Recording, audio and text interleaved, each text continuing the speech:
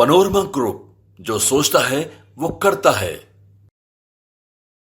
नमस्कार, आप देख रहे हैं भारत लाइव और मैं हूं हमजा अब्बास। देखिए, लोकसभा का आगाज़ बहुत तेज़ी से हो चुका है, नामांकन की प्रक्रिया भी शुरू हो गई है और अब दूसरे चरण के जो उम्मीदवार हैं उनके भी नाम जो है वो सामने आना शुरू हो गया। आपको बता दें कि महागठबंधन के ज़रिए से 2 दिन पहले ही जो है वो सीटों का बंटवारा किया गया है और नामों को जारी किया गया है। आपको बता दें कि सीटों को लेकर के जिस तरीके से कयास लग रहे थे महागठबंधन के ऊपर, साफ तौर से कहा जा रहा था एनडीए के ज़रिए से कि महागठबंधन में खींचतान जो है वो बरकरार है और लोगों में नाइत्तेफाकियाँ हैं, इसीलिए कोई नतीजा देखने को नहीं मिल रहा है। इन तमाम मामले पर हमारे साथ बात करने के लिए जेडीयू के सीनियर लीडर और एमएलसी खालिद अनवर है।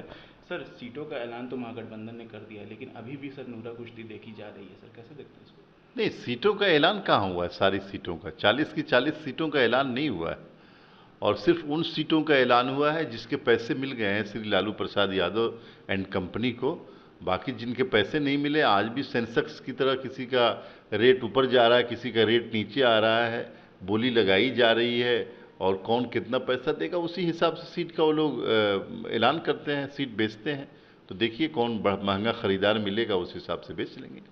तेजस्वी प्रसाद यादव ने कहा है कि हमारे साथ जो साथी दल थे, हम लोगों ने उन लोगों को इज्जत दी है और उन लोगों के साथ सीटों का बंटवारा किया है, जबकि एनडीए में बगैर किसी से पूछे ही सीटें बांट दी गई है और वो लोग मुंह ताकते रह गए सीटों को लेकर के। देखिए, इज्जत की परिभाषा क्या है तेजस्वी यादव जी के यहाँ, आप जाके पूछ लीजिए उनसे। अगर इज्जत देना इसको कहते हैं कि बगैर पूछे हुए आप टिकट दे दें, इज्जत देना इसको कहते हैं कि कांग्रेस पार्टी किसी से अलायंस करे कि मैं टिकट दूंगा और वो टिकट आप अपने उम्मीदवार को दे दें, इज्जत देना इसको कहते हैं कि बगैर किसी मीटिंग के, बगैर किसी कंसल्टेशन के आप अपनी तमाम सीटें बेच लें और फिर कहें कि हमने इज्जत दी है, तो ठीक है, आपकी ये परिभाषा हो सकती है इज्जत देने की। हमारे यहाँ आपसी अंडरस्टैंडिंग, म्यूचुअल अंडरस्टैंडिंग जिसको कहते हैं, और सभी पार्टियों का सम्मान, चाहे वो पार्टी छोटी हो या बड़ी हो, सबके साथ बैठक होती है, सबके साथ राय मशवरा होता है, फिर टिकट का बंटवारा होता है और टिकट का हमने बंटवारा कर लिया बहुत पहले।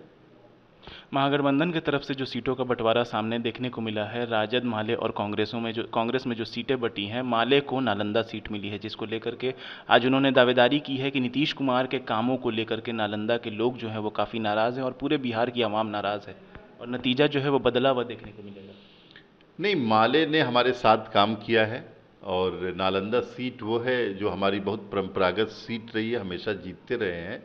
माले को किस्मत आजमाई करनी चाहिए और इस बात के लिए मेहनत करनी चाहिए कि माले अपनी ज़मानत बचाएं वहाँ पे, चूँकि इनकी जड़ें नहीं हैं वहाँ पे और ये जो कम्युनिस्ट जो विचारधारा है उसको वहाँ के लोग पसंद नहीं करते हैं।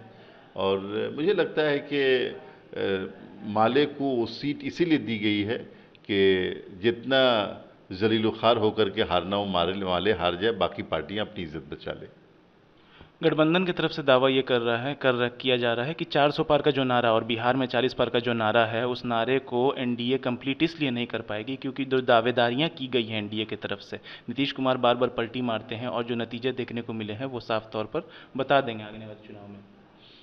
देखिए, 40 में 40 सीटें हम लोग जीतने जा रहे हैं और इसलिए जीतने जा रहे हैं कि नीतीश कुमार जी की को जो 13 करोड़ बिहार के लोग हैं काफ़ी पसंद करते हैं। वो ये चाहते हैं कि बिहार की तरक्की हो और बिहार की तरक्की की जो रफ्तार नीतीश कुमार जी ने दी है वो रफ्तार और बढ़े और यकीनन जब केंद्र में सरकार होगी हमारे लाइक माइंडेड लोगों की या हमारे सपोर्ट से जिनकी सरकार होगी, वो सरकार हमें मदद करेगी। आज अगर हम इतना आगे बढ़ें तो उसमें केंद्र सरकार की भी मदद का अमल दखल रहा है।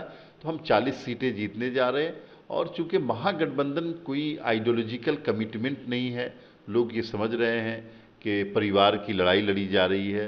लालू प्रसाद यादव जी ने अपनी एक बेटी को पाटलिपुत्रा सीट दे दिया, दूसरी बेटी को छपरा सीट दे दिया, एक बेटे को यहाँ दे दिया और दूसरे बेटे को यहाँ दे दिया, एक दामाद को यहाँ, दूसरे दामाद को वहाँ, बीवी को यहाँ। तो ये लोग देख रहे हैं कि ये राष्ट्रीय जनता दल सिर्फ परिवार की पार्टी है, जबकि नीतीश कुमार पूरे बिहार को अपना परिवार मानते, बिहार के लोगों को आगे लेके बढ़ रहे हैं। उन्होंने नौकरी दी तो सब लोगों को दी। लालू प्रसाद यादव जी ने जब नौकरियां दी थी तो उस वक्त नौकरी के बदले ज़मीन लिखवा ली थी। उन्होंने हर घर बिजली पहुंचाई। लालू जी जब बिजली देते थे उस वक्त झारखंड में तो उससे पहले पैसे लेते थे कि पैसे दो कंपनी वालों से, तब बिजली देंगे हम तुमको। तो ये सब चीज़ें हैं, लोग देख रहे हैं कि किसने बिहार की तरक्की की है और किसने अपने परिवार की तरक्की की है। और आप यकीन जानिए कि जून के फर्स्ट वीक में जब रिज़ल्ट आएगा तो महागठबंधन जैसे पिछली बार चारों खाने चित हुआ था, उसी तरह इस बार भी चारों खाने चित होगा और एनडीए बहुत 40 में 40 सीटें जीतेंगी और नीतीश कुमार का झंडा बुलंद होगा। ये थे हमारे साथ जेडीयू के सीनियर लीडर और एमएलसी खालिद अनवर, जिन्होंने साफ तौर पर कहा है कि महागठबंधन में जिस तरीके से नूरा कुश्ती और जो बवाल दिख रहा है वो साफ जाहिर होता है कि वक्त आने से पहले ही महागठबंधन जो है वो अपने अंजाम को पहुंचेगा। और रही बात नीतीश कुमार और एनडीए की, तो एनडीए ने जिस तरीके से बिहार के विकास के लिए काम किया है, नीतीश कुमार ने बिहार को तरक्की याफ्ता किया है, आगे बढ़ाया है। आने वाला नतीजा भी नीतीश कुमार के साथ है। बहरहाल ऐसी तमाम अपडेट्स के लिए देखते रहिए भारत लाइव। शुक्रिया। पनोरमा ग्रुप, जो सोचता है वो करता है। अगर ये वीडियो पसंद आई और वह बिहार के राजनीति और बिहारियत से सरोकार रखेनी तो सब्सक्राइब बटन दबा के चैनल के सब्सक्राइब कर ली। ओजे एगो घंटी बा, ओकरा बटन दबा देला से कुल सटीक और मारक खबर रुआ मुफ्त में मिल जाई। अगर रुआ पत्रकारिता के हमनी के नया प्रयोग में सहयोग कर चाहतानी तो ज्वाइन बटन दबा दी। पेटीएम नंबर नोट कर ली 9386816700। धन्यवाद।